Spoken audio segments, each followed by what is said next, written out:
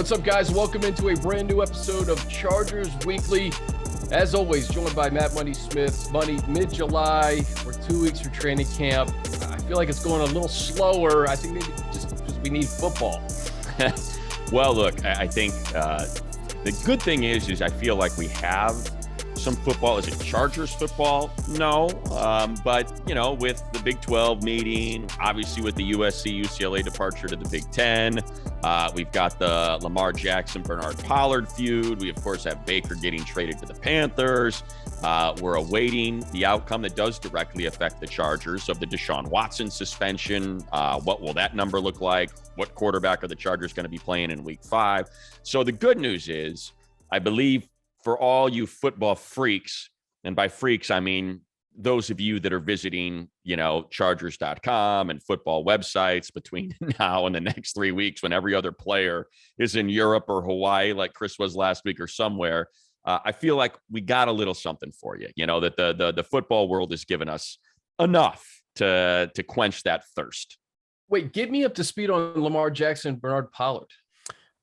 So Pollard, I guess, you know, unsolicited, decided to post a tweet or did something on social media. I don't know where it was, if it was Twitter or something, but he basically said, look, you know, Lamar's great, but receivers aren't going to play for him. And then I think what really kind of got Lamar was at the end, he's like, he just doesn't throw it that well. Like that's where I think it kind of took that nasty turn. So then, you know, Lamar goes back. Who the hell are you? I've never even heard of you. Oh, you never heard of me. I got a Super Bowl. You can call me champ and whatever. I looked it up. You had two tackles. Way to go. Were those game-changing tackles? Kind of doesn't matter. I win playoff game, you know. So it's that back and baby. Forth. And that, of course, then brings up the Lamar Jackson contract. And I don't know if you saw, but did we bring this up last week? I don't remember if we did or not. The ESPN quarterback poll. Maybe we didn't because I think it might have just posted. So Jeremy Fowler, and this is so. Go ahead. Honestly, I wanted to go through some of these positions that Jeremy Fowler. So Jeremy Fowler is basically doing this top 10 at each position group, right? But it's not his. It's like not his. It's right. That's what people aren't understanding. It's like, listen, it says it right there in the headline. It is. Yeah, it's executives, coaches, players, right? Yes, executives, coaches, players. There are 50 of them. All he did was send out a fill in your top 10. And then I will do the aggregate. I will tell you what the numbers are, and I will post some of the comments. How brutal is that for Jeremy Fowler, dude? He's probably loves it. You kidding me? Yeah. He's loving it. He's like, this is great, you know, because anybody that comes super hard, he can just say, you're barking up the wrong tree. Meanwhile, everybody wants to know who Jeremy Fowler is and follow him. And because he's done the legwork, you know, to put this thing together, to collate and aggregate. And we got ourselves top 10s. But obviously Lamar Jackson, the hot button topic there, because he wasn't in the top 10, you know, and for Charger fans, Keenan Allen, there's a reason why he was regularly cited as the most underrated receiver in the NFL, because again, outside of the top 10, despite the numbers, converting catches for first downs, you know, third down receptions, all of that, you know, for whatever reason, just isn't quite translating. But again, these are players, executives, and coaches. These are guys that know football. So I do think it is, their opinions are worthy. The one thing that I do find interesting, and I had a Heisman Trophy voter tell me this, who was in college football, and he said, I don't really know why I've got to vote. He's like, I can't watch football. I'm playing football. I'm studying tape. Like I am not watching all of these candidates, but you know, you can't say no when they come to you. So I said, yes. He's like, but so that's the interesting thing about the executives, coaches, and players is it's like, how much are they really watching of all 31 other teams in the league week in and week out to compile these lists? Justin Herbert was number 7 on that list. And let me see the guys ahead of him. Matthew Stafford 6, Burrow 5, Brady 4, Allen 3, Mahomes 2, Rodgers 1. I mean, can't have much beef with that. Yeah, no? I mean, I think the big one is, I think the big 2 in there are probably Stafford and Burrow.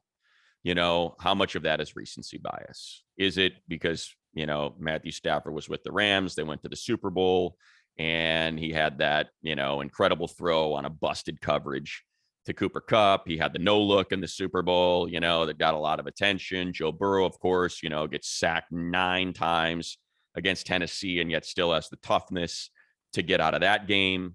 So those are like the 2 that I circle. I mean, like, you can't argue, if coaches and executives and players want to go into a game with Tom Brady and Aaron Rodgers, fine. I get it. And obviously Patrick Mahomes and what Josh Allen has now done is he's built upon his successes every single year and gotten better. I get that as well. So I think the more interesting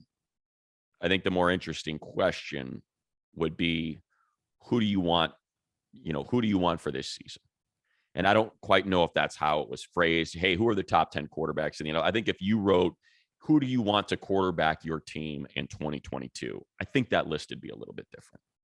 Yeah, agreed. And if the Chargers would have beaten the Raiders and gotten into the postseason, I think Justin would have been probably in the top 3, 4, or 5, right? Yes, and you know what? Like, and it's funny, Chris, like, that's what and if you go to let's see if I can pull up the list there. If you go to the comment on Herbert, it basically says, the only He's gonna be the best in the game. It says like he doesn't have that playoff win. And it's like, okay, I get that, but it's a top 5 offense. He's a top 3 quarterback. The defense was a bottom 5 defense. It certainly let the offense down. I don't think there's any 2 ways to look at it, so yes, I know they did not get into the playoffs, but they lost. Of their 8 losses, I want to say 4 of them were when they scored over 25 points. So it's like, okay, I get that narrative at the same, because that's what a lot of people were saying about Lamar. Like, how you gonna put a guy like Justin Herbert in there that's never been to the playoffs when Lamar has won an MVP, has won a playoff game? And it's like, well, he's played on a team that's had, in the conversation, the best defense in the league, or at least top 5 defense in the league year in and year out. So, I mean, but look, that's why it's being posted the second week of July. So we can have these conversations, and Charger fans and everybody that likes football can get all fired up and freak out on social media about what the list looked like. How about the safety list? Like, this one, if you're going to put Darwin at number 4 because of injury, that's fine. And I think that's probably what it was. That's what it was, I think. But listen, Justin Simmons is a really good player. Minkah Fitzpatrick is a really good player, and he's made an impact on that defense. He turns the ball over. Kevin Byard's been doing it for a long time. But you can't tell me that Darwin is the most impactful player, I think, when he's out there. Like, he can change a game. And I see him at number 4. I'm like, dude, like, maybe just wait this year. He's got all this talent around him. I think he'll show what he did in 2018 as a first team All-Pro as a rookie was a big reason why they went 12-4 that year. So it's funny, like, just hearing you say it, and look, I think it's a natural response, when you got your guy and you want to take up for your guy. It's like, guys, there's 64 starting safeties and he's number 4. I know what you mean though, but it's funny, like, how, because I thought the same thing. I'm like, I don't take any of those guys over Derwin, but that's because I'm biased, but I totally understand making the case for Justin Simmons and Minkah Fitzpatrick and Kevin Byard. I get it. I totally can see why the people in Tennessee are upset that Byard's not number 1, in Pittsburgh, that Minkah Fitzpatrick isn't number 1. So I can totally understand that. But again, these are players, coaches, and executives, and maybe they don't get to see every snap or watch every minute of tape. But it's nice to see the Chargers, even though Keenan Allen and Austin Eckler were in the honorable mention and just outside, looked like they were 11 in both of those categories, which I think is, especially for Eckler, criminally low. To me, the idea that you would take Najee Harris, nothing against him, over Eckler is just crazy to me. I mean, it was all volume last year, and I do believe he's going to be a really good runner, but it's like, you can't tell me that one season of Harris was better than what Austin Eckler has put together in his career. 20 total touchdowns last year, man. I mean, come on. Like, there's a difference between like fantasy impact and game impact, and I get that. But like, Austin really did change the offense for Herbert too. And I think they said, like, he's such an asset to Justin Herbert. One of the executives said it's so true. The Keenan thing is, he just consistently does what he does. It's happened his whole career. And it's just, to me, like the Keenan thing is. Mike Williams, though, was in that honorable mention, though. I think I saw him. Mike Williams was in the honorable. And look, there's like the thing with you can go through them all. You can have an issue with where they have Joey, but then you kind of see, like, that's the thing to me when I was looking at it. Like here, I'll pull up the top 10 safeties right now. When you go to Derwin, highest ranking 2. So it's like, okay, there's people that are like, I'd put him at 1, but maybe the injuries, have kind of left it. So that's like, okay, so you got people that are putting Derwin at 2. Now then you also see people that like not in the top 10 and you wonder what the heck they're thinking. But you look at like quarterbacks, and when you go to Herbert, even though he's at number 7, and you see highest ranking 5, and lowest ranking out of the top 10. Who's putting 10 quarterbacks against, over Herbert? That's just crazy. So that gives you an idea of kind of what you're looking at in these lists. Edge rushers stood out to me because 4 of them are from the AFC West, right? And 2 teams, right? The Raiders and the Chargers, and then you get Chubb and Gregory. Was Chubb and Gregory? They weren't in the top 10, right? I don't think they were. No, neither of them were there. Or was Randy Gregory in there? He might have been. I don't remember, but he may have been an honorable mention. I think they're already. I just saw a report they're having issues with him health wise already, and obviously that was the big issue with him in Dallas. They were being a little bit coy about whether or not he's going to be ready for training camp. Yeah, no Randy Gregory. He didn't even make honorable mention. So no. Yeah, so neither of the Broncos rushers, and yet you got the Raiders and Chargers with 4 of them in that list.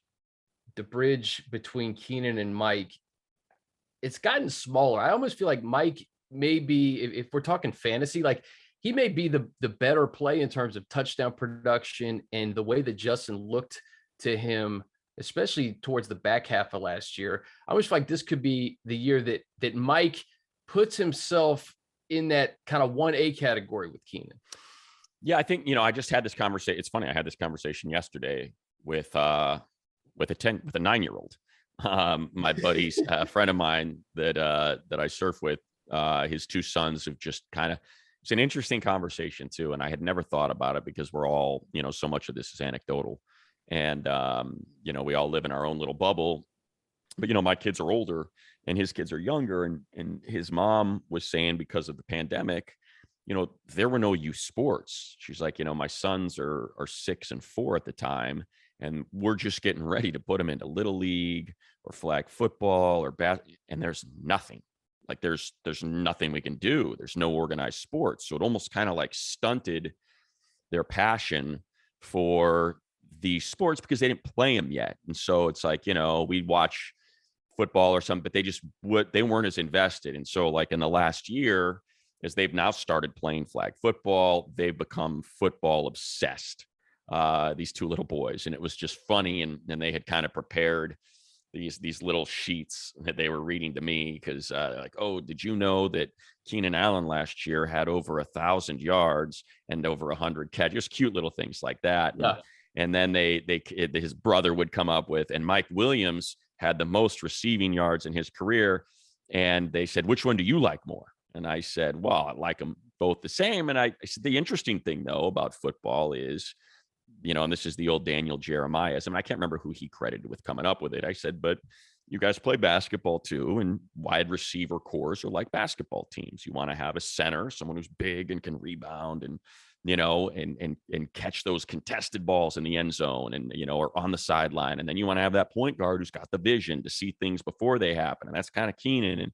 And as we watched, I said, what do you guys think? Like, which guy would you rather have? The big, strong, he's going to box you out and rebound, or the guy that's got the great vision? And it was funny. Each of them picked the other one. Oh, I like dribbling. I like seeing the floor. And the other's like, no, I like beating people up. And I said, well, that's what the Chargers have. And that's what makes a great wide receiver core is you kind of have to have each of those buckets, and that's there. And I think that's a big reason why, and I know it was written, I think it was written in that piece too, Chris.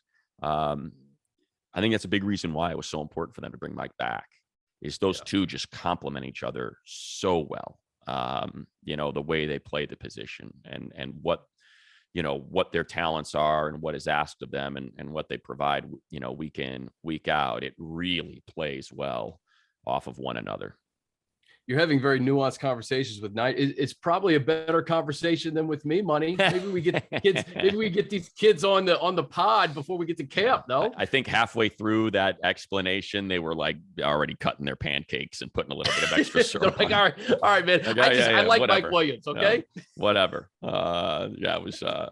It was fun though, and I think that's speaks to. That's what's, okay, who's your favorite who's the best wide receiver? And they all do things that are so different, and like Devontae Adams and Mike Evans are two completely different receivers, as is Stephon Diggs, as is DeAndre Hopkins. Like each of those names on that list, they offer something very different from one another.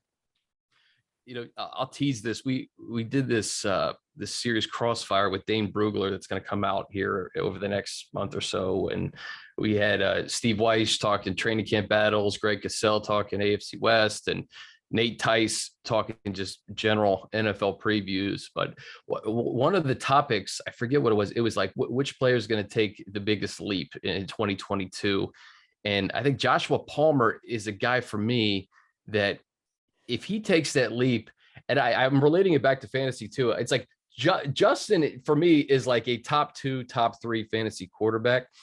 Mike, Keenan, Gerald, Austin Eckler, Joshua Palmer, all these guys he's going to throw the ball to. I don't know if I necessarily want Mike or Keenan as my wide receiver. Like I feel good about like maybe a low end wide receiver too, for one of those guys from like a fantasy perspective, because Justin's going to spread the ball around. Like Gerald Everett is another guy that his name came up. Is Lombardi loves the tight end. Everett's career has gotten better each and every year. He's got the best quarterback he's ever had.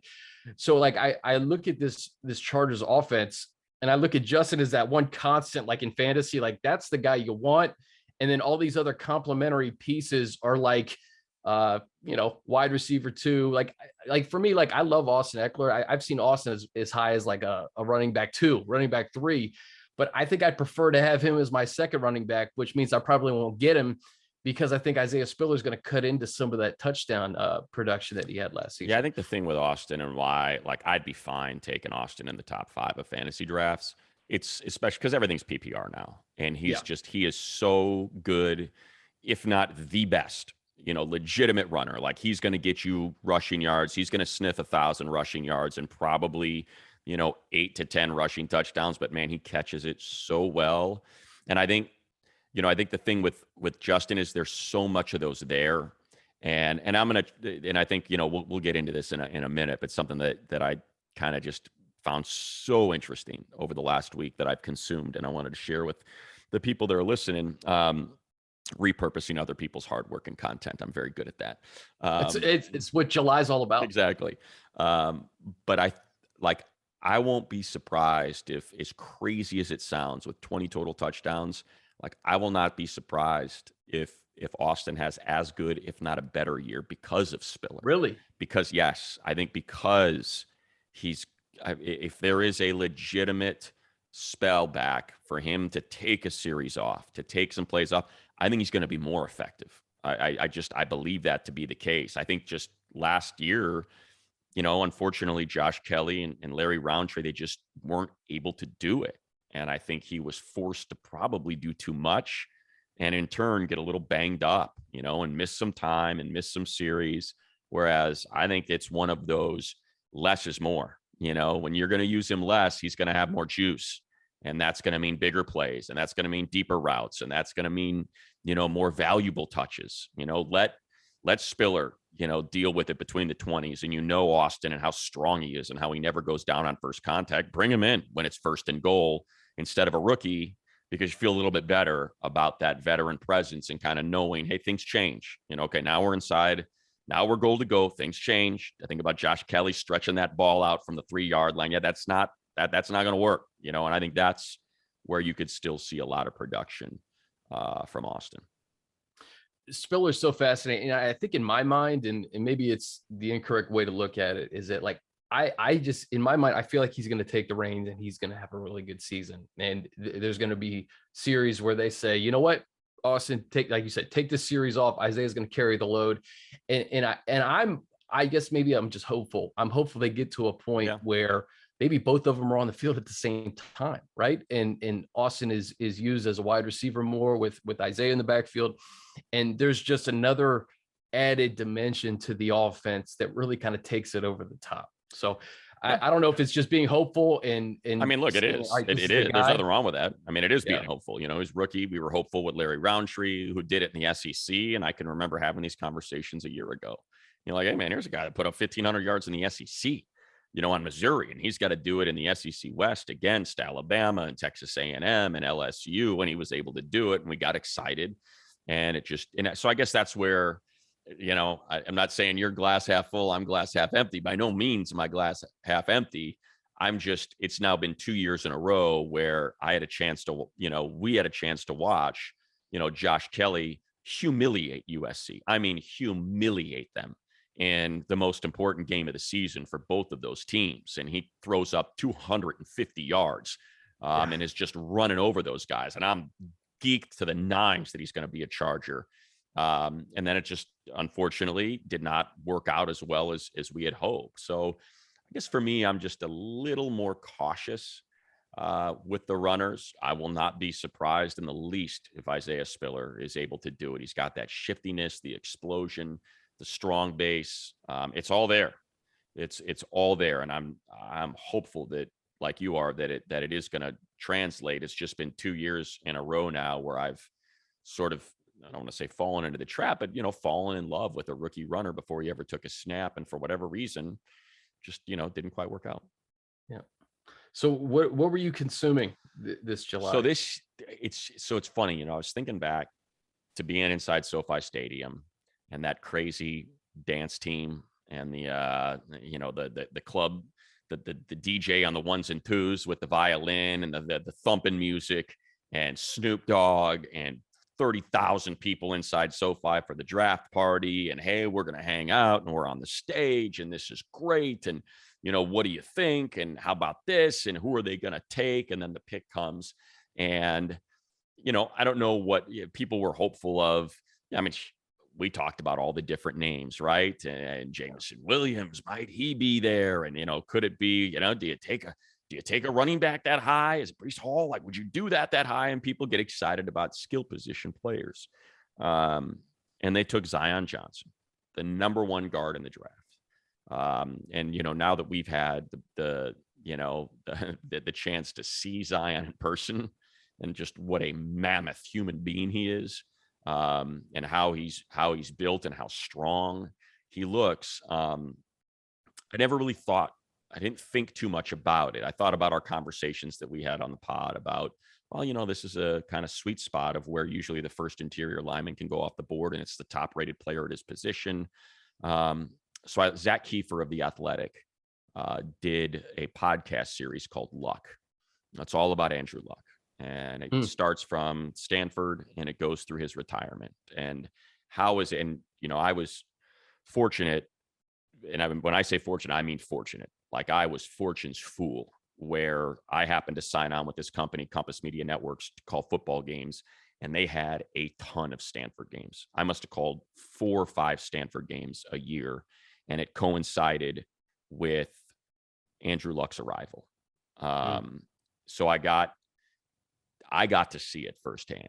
And he's the greatest college football player I've ever seen in my life. And I can remember week in and week out watching him going, this is incredible. This is, you know, and I called the games with Curtis Conway, who was a teammate of Jim Harbaugh's. And so I was fortunate to be on the field when Seaway and Jim are talking and just chopping it up about what he's doing with Stanford and Toby Gerhart and how he's remaking this team and flipping guys from offense to defense and defense to offense to try to get some toughness on, you know, or some skill here or there.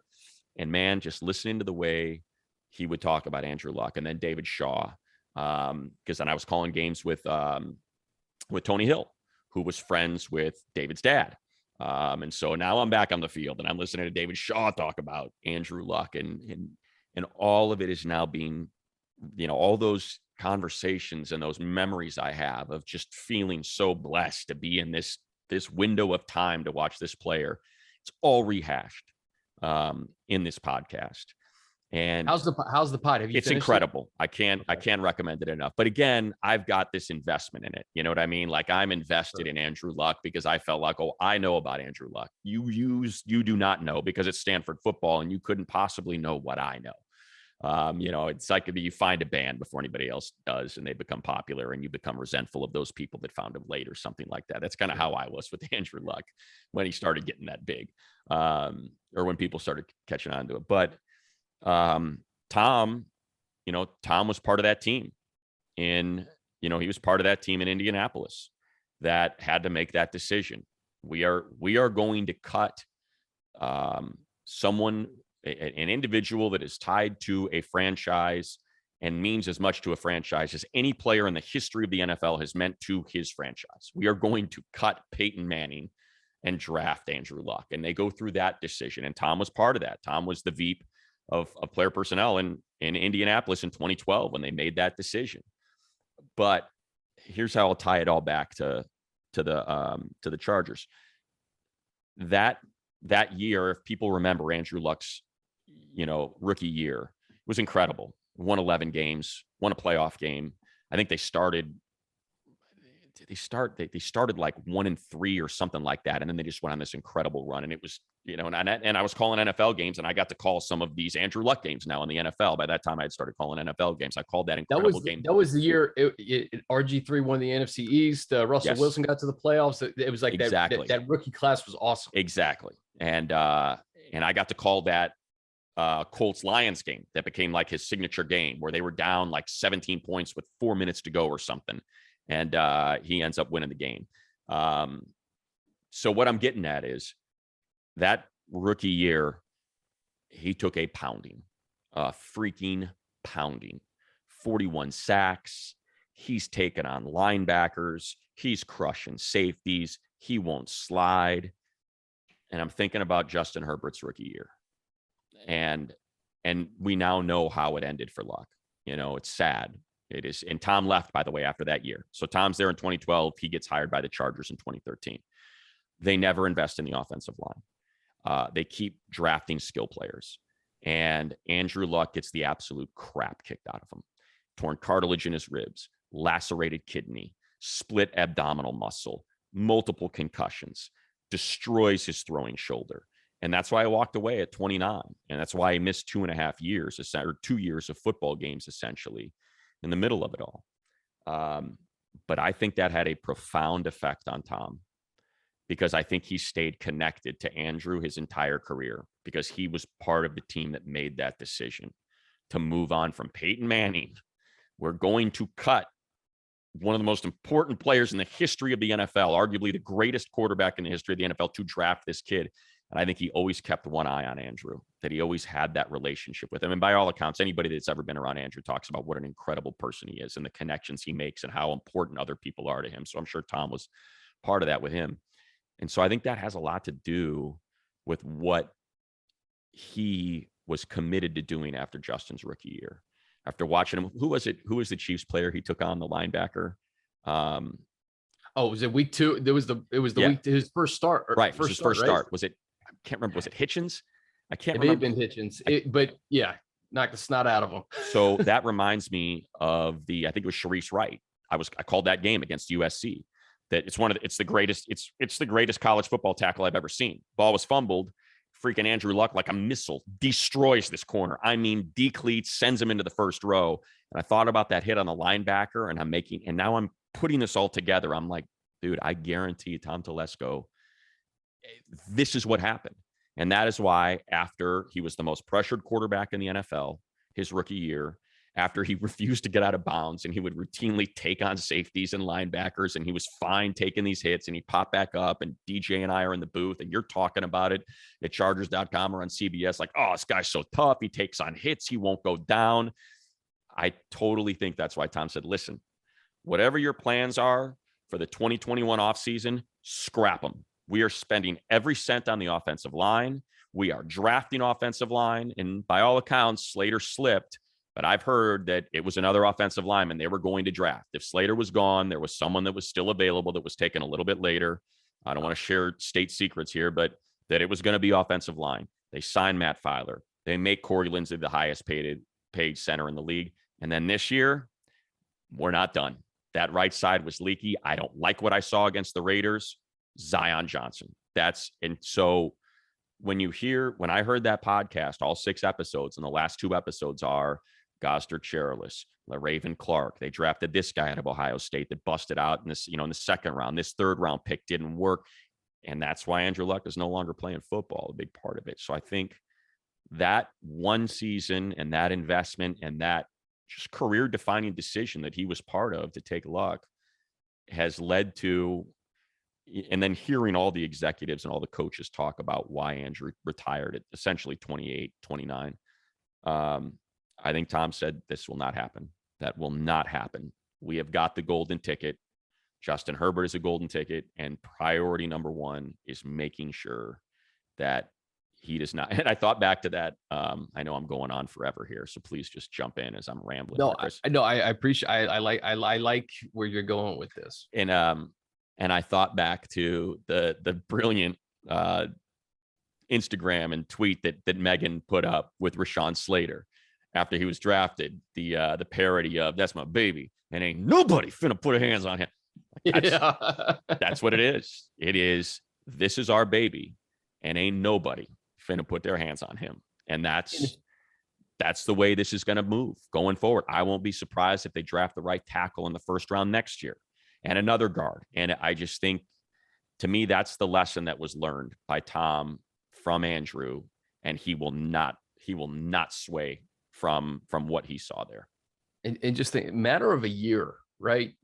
His rookie year was incredible. He was running for his life, but he was still making plays.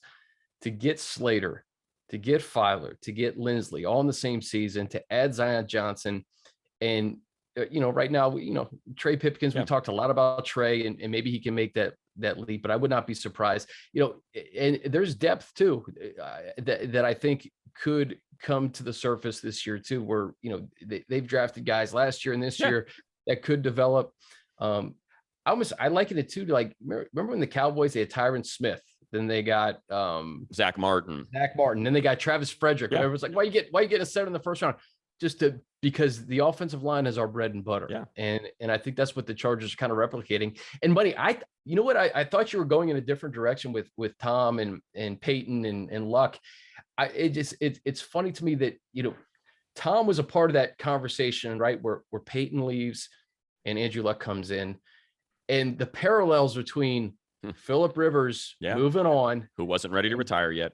Yeah. And moving on to another team, and then being able to get Justin Herbert the very next year, just like you did in Indianapolis with Andrew Luck, to hit on 2 franchise guys, to have that, and Phillip mentioned it in that interview that we talked about last week, where you go from Favre to Rodgers, as opposed to like the Browns, where you have 30 quarterbacks in 25 years.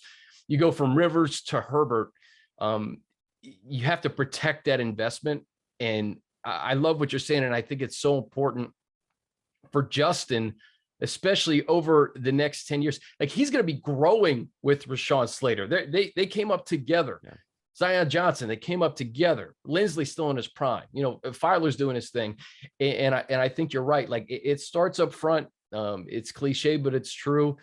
And I think they've done a great job. And like you said, maybe fans were wanting someone like Jamison Williams or some of those wide receivers that we talked about. But the guy who's going to bear the most fruit, I think that they got in Zion Johnson. Yeah, and just to kind of to speak to that, to the drafting of Zion, like the tipping point when, all these people just lost their minds was, Andrew gets crap kicked out of him in whatever year it was, 2015 or something, and they, with their 1st round pick, draft Philip Dorsett, and everyone's like, what are you doing? That this guy does not need. And it was an interesting point. I don't remember who made it. It might have been Bill Polian.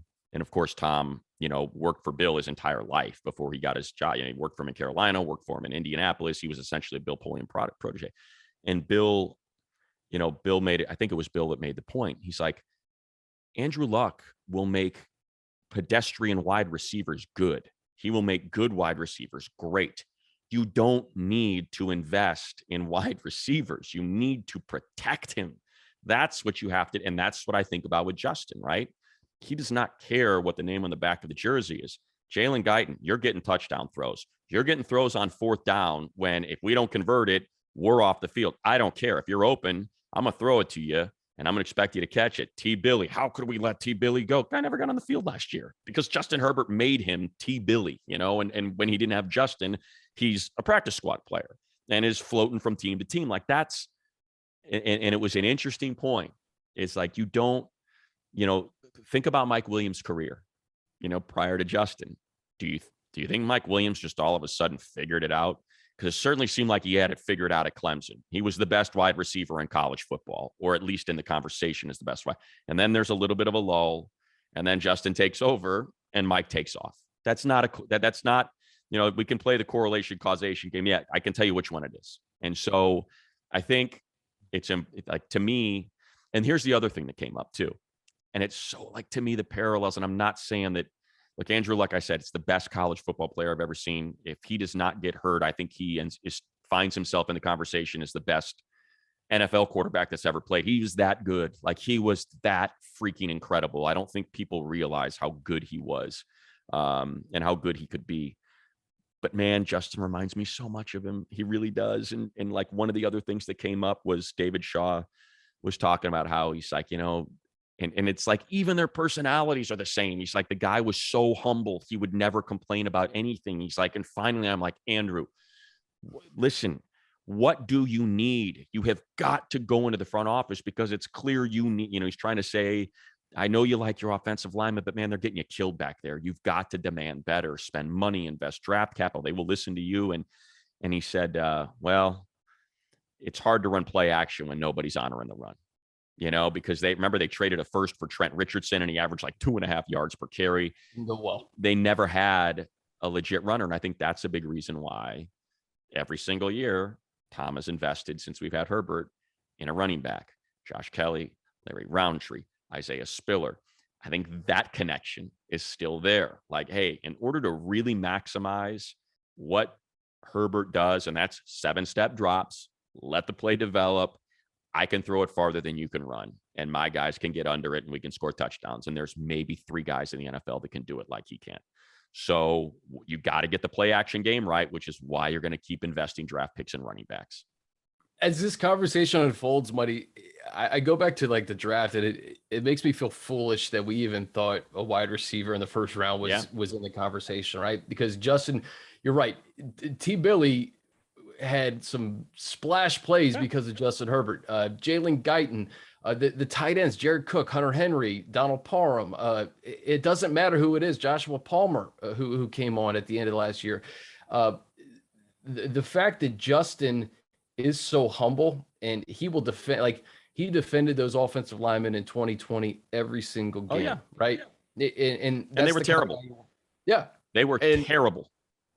I mean, I hate this. I know I didn't say it when they were here, but the interior was brutal. I mean, the interior line was turnstiles.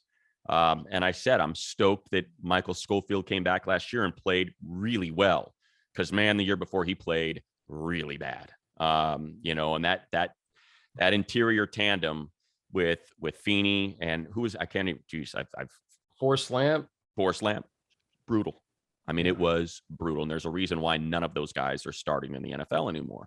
So, look, and it happens. You take your swings, and, I'm not putting it on the front office but it happens. Look, Forrest Lamp had a huge Senior Bowl. Every single, list that you looked at, he was the number 1 interior offensive line on that list. You take him, and sometimes it works and sometimes it doesn't. But when it doesn't, in that moment, he was a steal. He was a steal in the second round. Exactly. He was supposed to be a first rounder. Yeah. So I think that's, and that's where the credit comes. It's like, you don't just say, well, he'll get it. You just wait. He'll get it. We know, we evaluate. No, cut bait, find someone new, protect your guy. And that's what Tom and his staff have done. And man, I'm so excited. Like, I got really geeked listening. I was like, this came up too, so I don't want to pretend like it's my own thought, but they brought up, like, look what the Chiefs did. Patrick Mahomes got obliterated in that Super Bowl because his offensive line was A, hurt, B, old, and C, ineffective. What do the Chiefs do? They draft Creed Humphrey. They draft Trey Smith. They sign Joe Thuney. They trade for Orlando Brown. They're like, that ain't going to happen. This is the golden ticket. We are drafting, we are signing, we are trading, and we are completely remaking our offensive line with 4 new starters, and it's exactly what the Chargers did last year. That ain't happening again. Sign the center, sign the guard, draft the left tackle, and sign the right guard. Like, they did the exact same thing the Chiefs did, because they know that this team could win a Super Bowl with Justin Herbert if he's not on the field because he's getting hit too many times. We're not having that conversation. But, Justin deserves all the credit in the world for what he did last year. But I tell you, I don't know if we give him enough credit. Maybe we do. Corey Linsley, when you have a guy who is as smart and savvy as Corey Linsley, and you pair him with someone who is as intelligent as Justin Herbert, you're going to have success, right? You cannot not have success. So those guys in year 2, I think that's what excites me most about Justin Herbert taking this leap in Joe Lombardi's offense. It's because he has a guy, Corey Linsley, that he can rely upon every single game to put him in the best spots to be successful. Yeah. Well, and by the way, just to continue to make the parallel, what was said about Andrew Luck, one of the smartest people I've ever met. That's another, this is a guy that's reading books on architecture and concrete and has a book club and, and on and on and on. What do we hear about Justin? Academic All-American, biology major. He's one of the smartest guys. I can't believe how quickly it's all the same. It's incredible to me. Like, it is incredible to me. Had Justin Herbert been in a different program than Oregon, where Mario Cristobal was committed to offensive line, run the ball, under no circumstances turn it over, there ain't no way he's sitting there at 6. Ain't no way he's being talked about as the next Andrew Luck with what we're seeing now, the way he's built, the athleticism, the arm strength, the brain, the humility, the great teammate. Like, it's uncanny. I can't say it like it's, again, this is just my opinion and I'm an idiot, but man, it was like I was listening to a story about Justin Herbert, the way it was being described. Both Pac-12 guys too. Yeah. I just hope that the Justin Herbert podcast, can we do that in 20 years instead of like 2025? Well, like I said, that's what jumped out at me is this is, one of the main reasons why. One was Andrew Luck, our friend DJ is on it. He's part of it because he's talking about his scouting and, what he wrote up and what he remembers and that. And he made a great point in the final episode. He said, I think there's a difference between a great football player and a great quarterback. He said Andrew Luck was so committed to being a football player, to being one of the guys. Like, hey, if I throw a pick, I'm making the tackle. I don't care what you say, coach, because that's my fault. I let my team down. That, hey, these guys are trying their hardest to block for me, and those wide receivers are trying their hardest to run those routes, and it is incumbent upon me to stand in here, take the hit, and deliver the ball. And that's what a football player is supposed to do, but not what a quarterback's supposed to do, because they're just too valuable, because you can't do that. You can't take these hits when you're unprotected and your back is turned to a weak side rush and you freaking get 2 screws in the middle of your spine repeatedly over and over and over again. And so it was Andrew Luck, the football player, that let Andrew Luck, the quarterback, down. And there's a reason why you run out of bounds, and there's a reason why you slide, and there's a reason why you get rid of the ball, because you can't take the punishment. Your body, even if you're built like an Adonis, like a Greek god, like Andrew Luck was, it's still going to get you. It's too violent of a game. The player's too fast, too strong, too violent. So I think that's certainly in the calculus of the Chargers, because Tom knows, hey man, you might get to draft one of these in your career. And he's been fortunate enough to draft 2. And I'm sure he's looking at it like, ain't no way what happened to Andrew Luck's career is happening to this guy. Justin doesn't make the same mistake twice too. I think he's gotten so good at knowing when to slide, knowing when to get out of bounds, knowing when to run the ball. You mentioned that first start where he knocks over the Chiefs linebacker. But I think since that, I think since that he is really he just has a good knack for it, and guys just don't like. Keep it in 2012. I watched a lot of Washington football. Right. RG3, he did not know how to slide. He did not know when to get out of bounds. No. He was getting absolutely pummeled. He was so fast and so dynamic, but he did not have a clue how to slide, how to get out of bounds. And I guess he didn't have that knack, and he got hurt and he got beat up, and his career was over before it started because of a lot of those things. And I think Justin has such I remember, the Pittsburgh game where he was just running everywhere, but he knew when to stop. He knew when to slide. Right. It's the little things like that can prolong a career or shorten a career. Look, it's Russell Wilson. It's That's uncanny. guy. The guy he's like Floyd Mayweather. He never takes a direct hit, puts himself in harm's way. Yet when it's time for that hit to be made, it's like, it's a glancing blow. It's incredible how he's able to do it. And certainly, and it helped me out. Do you think it was Damian Wilson or was it Anthony Hitchens? Which of those two linebackers? I've just pulled it up on their depth chart from 2020.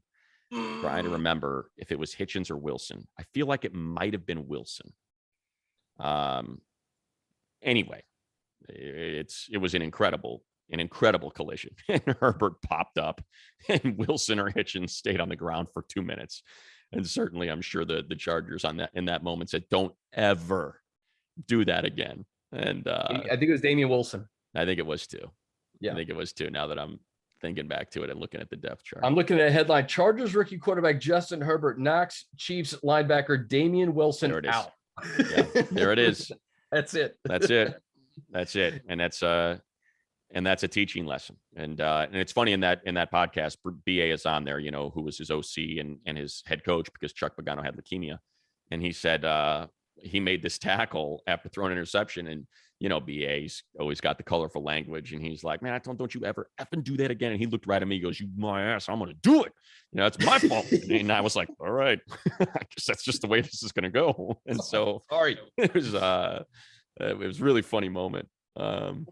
We could gush about Justin Herbert all day long, and we do it regularly, right? But we can circle back to that Jeremy Fowler list. 3 AFC West quarterbacks are in the top 10. Derek Carr is the number 1 honorable mention. Right. So as good as Justin is, you are still going through a gauntlet in the AFC West, and nothing is guaranteed. Nothing's guaranteed. No, that's why you just enjoy the ride. And it's again, it's the reality of football. There's a reason why the Any Given Sunday monologue from Al Pacino resonates, because it is a game of inches, and it is a game of possessions, and one possession or one misstep can be the difference between you getting into the tournament and not. And if you get in, as the Bengals proved last year, who knows what could happen. Or the Rams, seemingly with their backs against the wall in Tampa after blowing that lead and going to overtime and feeling like, oh my gosh, it slipped away. And yet here it is. It's one play. It's a zero blitz that not everybody knew was a zero blitz. And there's your completion, and there's your field goal, and game over. And that's football. That's what happens when you have 22 moving parts on every single play. All it takes is one of those parts to break down, and it changes dramatically the outcome of that particular possession or play or contest, how it all works out. We always get Tom on at the beginning of training camp each year. This has to be one of the topics, man. This 100% Herbert parallel, because I'm sure. And I know Tom exactly knows about this podcast. I know exactly what he's going to say. I can already see it. I'm going to be like, yeah, and I figured this, and then I was thinking about that, and he's like, huh, I never thought about that. That's exactly what's going to happen. Yeah, I don't know, maybe. I guess that's possible. That's exactly how that's going to go, and I'm going to feel like a complete idiot. But whatever, I am an idiot. Because it's not like he's going to be like, "Hey, Matt, you hit it on the head. Way to go! You figured it out." No, that's not going to happen. Yeah, that's interesting. That's what I'm going to get. We should do like a mashup of what you just did and what Tom's reaction. I guarantee. That's how it goes. All right, so there you go. Money just gave you a great podcast to listen to before training camp. Sorry, I got a little long-winded there.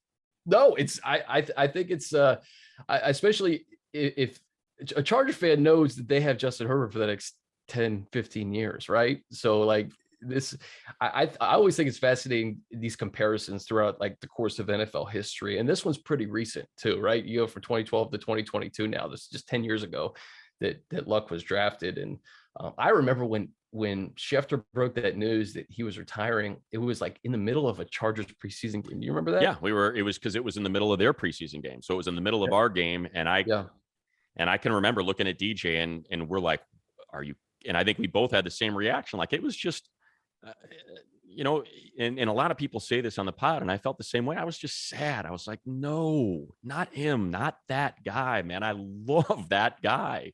And remember, we played, the Chargers played the Colts in week 1 with Jacoby Brissett. And so it's like, that was the next game. It was going to be the Colts that kicked off the season. And I can just remember seeing that news going, are you kidding me? Like, there's no freaking way this is happening. Because man, that game went to overtime, right? Yeah, went to overtime. Like scored in overtime, I think they did. Yeah, no, went to overtime. Chargers won, and that was that. It's wow. Yeah, no, I was geeked. I was super geeked to watch, Andrew Luck in that game too at Dignity Health. Like that. That's how much I love watching that guy play football. I was like, yeah, this is gonna be great. Looking forward to calling another Andrew Luck game. It's been years since I have, and I ended up calling quite a few of his games in Indy as well. It's a big bummer, man, real big bummer, but a cautionary tale. And I know he won't acknowledge it, but I will hold firm. I do think that it was one that taught Tom Telesco a very valuable lesson about having a golden ticket at quarterback and how incredibly important it is to not take it for granted. And he didn't. He was gone. He drafted him his rookie year. And then he was hired by the Chargers in 2013. So he was out of there after his first year. And I'm 100% certain that it had an effect on the way this has played out these last 2 years since Herbert has emerged as one of the best quarterbacks in the league and is on a track to have a historic career if this holds. And final thing, it shows you how hard it is to identify the franchise quarterback because the Colts have not recovered since he left. You go from Brissett to Phillip, to Carson, to now Matt Ryan. Yeah. They're just trying to find that stopgap before you find the long-term answer. And they've gone the veteran route to try to make it happen. It hasn't necessarily worked out. It's tough. There's a reason why people say it's the hardest position in all of sports to play, and why it's so darn hard to find 32 of them. 32, out of 7.5 or 8 billion people, whatever it is now. You're looking for 32 of these guys, and it's hard. It's incredible. There's so much excitement around this Chargers team with Mac and JC Jackson, all these offseason additions, but it's just, it starts with Justin and what he's going to do potentially in year 3. So, all right, man, let's get to camp. We got one more episode next week. What do you want to talk about next week? I'll find something that somebody else has done that I can steal. Make it sound like it's my own. Don't worry. I got us covered there. Perfect. Sorry, Zach. Go listen to Zach Kiefer's podcast on Andrew Luck. Sorry, Zach. Yeah. Sorry, Zach. Zach's going to get a lot of downloads because I don't know. I kind of told the whole story now. I maybe gave up too many secrets. It's still a great listen. Go check it out. Shout out to Zach. Yeah. All right, guys. This has been Chargers Weekly. We'll see you next week. Camp just a couple weeks away.